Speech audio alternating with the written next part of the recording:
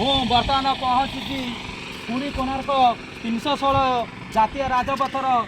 लियाटे सेतु आपर सेतु आम बारंबार प्रसारण कर आसुचु जेहेतु सेतु एवं शोचनीय अवस्था को गति गला जहाँ आम बारंबार प्रसारण करला भी प्रशासन तार दोष लुचाई देखु जो रेलिंग नष्ट होता तार तर्जमा न करा जाई को बोली पिचु पड़ी जाइए